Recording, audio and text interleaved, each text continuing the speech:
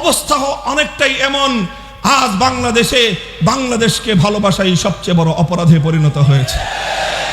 দেশের স্বার্থে কথা বলবেন, পিটিয়ে মারবে, অভিযোগ করবার কোনো জায়গা নাই। সংগ্রামী সাথী ও বন্ধুগণ, আমার কথা হলো এভাবেই অন্যায়, অবিচার, জুলুম, শোষণ, দুর্নীতি, জনগণের সম্পদ লুণ্ঠন ফিরিস্তি কয়টার দিব, কয়টার কথা বলবো? তানহামা দাগ দাগ সুদ, পুম্বা কুজা কুজা নেহাদ, সারা শরীর ক্ষত বিক্ষত, মলম আর পট্টি আমি কয়খানে লাগাবো? এভাবেই চলবে।